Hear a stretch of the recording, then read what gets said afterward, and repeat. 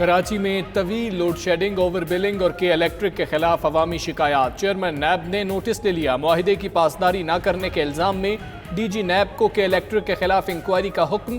کے الیکٹرک سے معاہدے کی کاپی، متعلقہ دستاویزات اور سرمایہ کاری کی تفصیلات حاصل کر کے 3 ماہ میں انکوائری مکمل کرنے کی ہدایت۔ کے الیکٹرک پر عوام سے اوور بلنگ کے مد میں اربوں روپے ہتھیانے کا بھی الزام ہے۔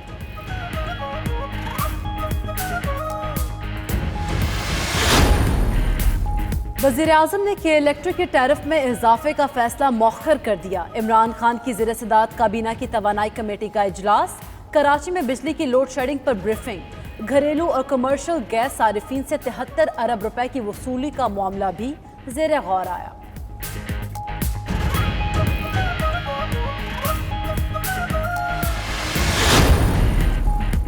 کراچی میں 8 سے 10 گھنٹے کی لوڈ شیڈنگ برقرار۔ قائد آباد، لانڈھی، کورنگی، ملیر، شاہ فیصل کالونی میں گھنٹوں بجلی غائب۔ گلستان جوہر، گلشن اقبال، عزیز آباد اور لیاقت آباد میں بھی بجلی کی آنکھ مچولی۔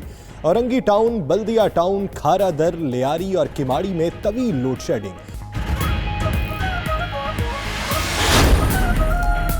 کراچی میں لوڈ شیڈنگ پر تحریک انصاف کے ناراض رہنما عامر لیاقت کا استعفیٰ دینے کا اندیا۔ ٹویٹر پیغام میں کہا، اعتراف کرتے ہیں وہ کراچی کے ایک بے بس ایم این اے ہیں، اپنے شہر کے لوگوں کو بجلی فراہم کرانے سے قاصر ہیں۔ وزیر اعظم سے وقت مانگا ہے، مل کر انہیں استعفیٰ پیش کر دیں گے۔ ایم این اے عالمگیر خان کہتے ہیں، کراچی میں بجلی کا بحران پریشان کن ہے کہ الیکٹرک کے ساتھ معاہدوں پر نظر ثانی کی جائے۔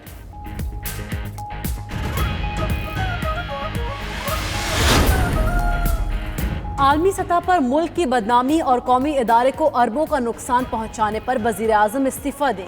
شہباز شریف کہتے ہیں، ڈی جی سول ایوی ایشن کے خط نے عمران خان، کابینہ اور متعلقہ وزیر کو جھوٹا ثابت کر دیا۔ وزیر اعظم اور وزیر کے خلاف کارروائی ہونی چاہیے۔ ملک کے اربوں روپے کے نقصان کا ذمہ دار عمران خان ہے، پائلٹ نہیں۔ یہ حکومت، وزیر اعظم اور وزیر جعلی ہیں۔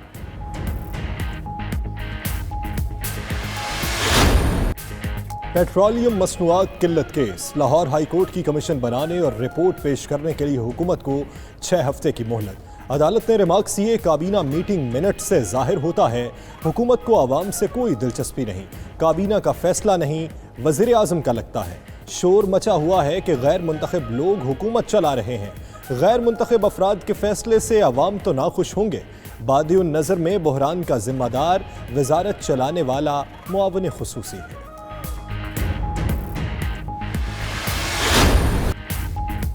ملک بھر میں پیٹرولیم مصنوعات کے ایک اور بحران کا خدشہ۔ انکم ٹیکس میں اضافے کے خلاف آئل ٹینکرز کنٹریکٹرز نے غیر معینہ مدت کے لیے ہڑتال کر دی۔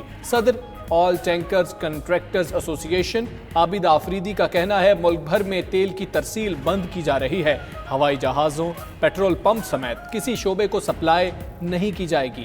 وزیر ٹرانسپورٹ سندھ اویس قادر شاہ کہتے ہیں، تیل سپلائی بند ہونے کا اثر صرف عوام پر پڑے گا، وزیر پیٹرولیم آ کر بات کریں۔ خیبر پختونخوا میں 2012 سے 2016 تک اربوں روپے کے گھپلے۔ نیب نے صوبے کے سرکاری سکولز کے لیے مفت درسی کتب کی انکوائری مکمل کر لی۔ دستاویزات کے مطابق کتب کی تقسیم میں 1.45 ارب روپے کے گھپلے ہوئے۔ سرکاری سکولز کے لیے ضرورت سے زائد کتب چھاپی گئی۔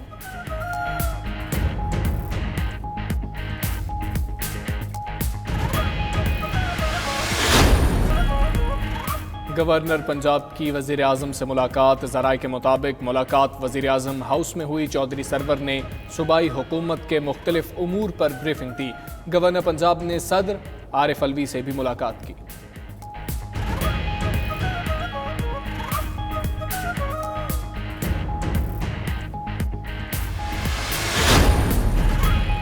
وزیر اعلیٰ پنجاب سردار عثمان بزدار اور وزیر اعلیٰ بلوچستان جام کمال خان کی پشین آمد۔ قبائلی عمائدین سے ملاقات کی۔ عثمان بزدار کا تربت میں 100 بستروں پر مشتمل اسپتال اور تفتان میں کمیونٹی سینٹر کے قیام کا اعلان۔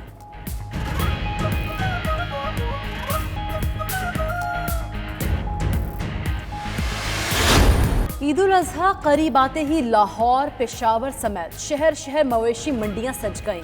ماسک اور سینیٹائزرز کا استعمال، نہ ہی سماجی فاصلوں کا خیال۔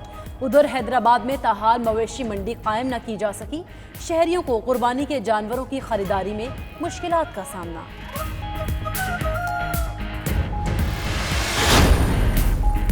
حکومت کا ٹائیگر فورس سے کلین گرین پاکستان منصوبے میں خدمات لینے کا فیصلہ۔ رواں مونسون میں ٹائیگر فورس کو شجرکاری مہم میں بھی شامل کیا جائے گا۔ وزیر اعظم آئندہ ہفتے لاہور میں شجرکاری مہم کے دوران ٹائیگر فورس کی شمولیت کا اعلان کریں گے۔ ٹائیگر فورس کو پودے لگانے کا معقول معاوضہ دینے پر بھی غور۔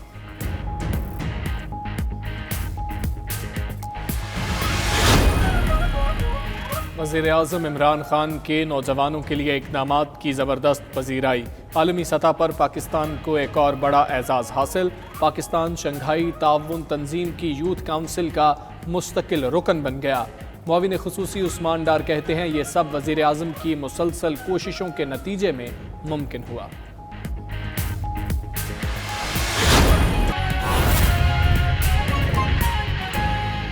انتقامی ہتھ کنڈوں کا میں سامنا کروں گا اور ان کو بے نقاب کروں گا۔ اب بڑی مزے کی بات یہ ہے کہ جس رپورٹ کی بنیاد پر یہ ساری کہانی گڑھی جا رہی ہے، وہ رپورٹ جس کا میں نے پہلے بھی یہاں اظہار کیا تھا آپ کے سامنے جب انہوں نے یہ لیک کی تھی،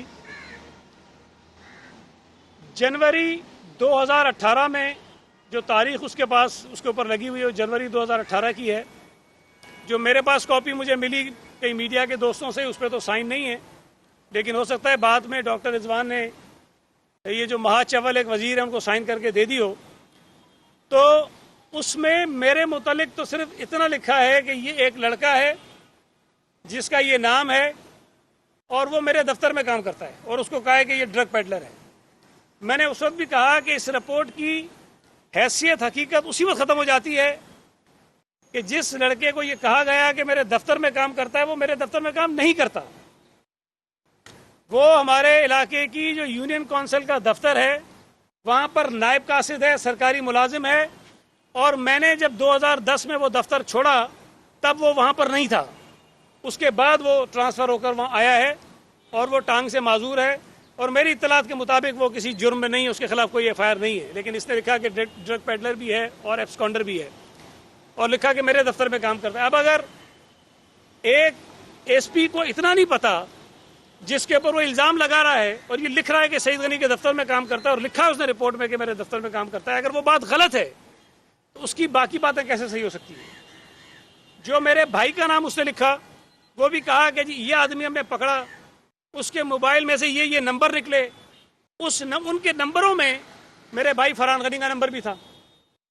اب آگے پھر بریکٹ میں وہ خود لکھتا ہے، یہ ایس پی کا اپنا خیال ہے، اس کی اپنی سوچ ہے، کوئی ایویڈنس نہیں ہے، کوئی کمپلینٹ نہیں ہے، کوئی ایف آئی آر نہیں ہے، کوئی کیس نہیں ہے، کوئی شکایت نہیں ہے۔ وہ کہہ رہا ہے جی فرحان غنی جو ہے وہ فیسیلیٹیٹر ہے ڈرگ پیڈلرز کا۔ بھئی اگر ہے تو تمہیں ایف آئی آر کاٹنی چاہیے تھی، اس وقت تمہیں گرفتار کر لینا چاہیے تھا۔ اس وقت نہ ایف آئی آر کٹی ہے، نہ گرفتاری ہوئی ہے، نہ کوئی انٹری، نہ کوئی بات۔ اور یہ بھی مزے کی بات ہے کہ مجھ پر تو ایک ایف آئی آر کٹی ہے زندگی میں ڈکیتی کی۔ جب جنرل پرویز مشرف کے دور میں الیکشن لڑنے لگا تو میرے خلاف ایک ڈکیتی کی ایف آئی آر کٹی تھی، خیر وہ بھی فارغ ہو گئی، اب نہیں ہے۔ فرحان کے خلاف تو کبھی زندگی میں جھگڑے کی ایف آئی آر بھی کوئی نہیں کٹی، کبھی کسی قسم کی کوئی ایف آئی آر نہیں ہے، کوئی شکایت نہیں ہے، کوئی کمپلینٹ نہیں ہے، کوئی درخواست نہیں ہے، اور اس نے اس میں ڈال دیا۔ اور وجہ میں نے آپ کو بتائی تھی کہ اس کی میں نے شکایت کی تھی۔ اب تاریخیں ذرا دیکھیں آپ، اس کی پوسٹنگ ہوئی ہے جمشید ایس پی جمشید کے طور پہ مارچ 2017 میں، اور یہ مارچ 2018 تک ایس پی رہا 1 سال کے لیے۔ اور یہ رپورٹ جو بنائی ہے، کاپی آپ کے پاس ہوگی، اس کو اگر دیکھیں تو اس میں لکھا ہوا ہے کہ اس نے 3 اکتوبر 2017 کو یہ منشیات فروشوں کے خلاف آپریشن شروع کیا۔ پوسٹنگ ہوئی ہے مارچ میں اور آپریشن کر رہا ہے اکتوبر میں۔ یہ جو 7 مہینے اس نے گزارے ہیں، یہ کیوں کارروائی اس نے نہیں کی؟ میں جولائی میں وہاں سے ایم پی الیکٹ ہوتا ہوں، جولائی 2017 میں۔ اس کے بعد میں نے شکایت کی ہے کہ میرے علاقے میں منشیات کا کام بڑھ رہا ہے، اور میں نے آپ کو نام بتائے تھے پچھلی دفعہ، سلطان خواجہ ڈی آئی جی ایسٹ تھا، میں اس سے ملا، میں نے اس کو شکایت کی۔ مشتاق مہر جو آج آئی جی ہیں، اس وقت ایڈیشنل آئی جی کراچی تھے، میں نے ان کو شکایت کی. سہیل انور سیال اس وقت ہمارے داخلہ کے وزیر تھے، میں نے ان کو شکایت کی. اب ایک آدمی جو منشیات کے خلاف شکایت کر رہا ہے اور یہ ایس پی صاحب اس رپورٹ میں لکھتے ہیں کہ ہم ان کی سرپرستی کرتے ہیں. دوسری جو بات میں نے آپ کو بتائی تھی کہ دسمبر 2017 میں اس نے ایم کیو ایم سے ایک لڑکا جو پیپلز پارٹی میں شامل ہوا، فیصل لودھی، اس کو 1 دسمبر کو گرفتار کرنے کے بعد، کہیں سے اٹھانے کے بعد ایکسٹرا جوڈیشل کلنگ کے ذریعے اس کو مار دیا.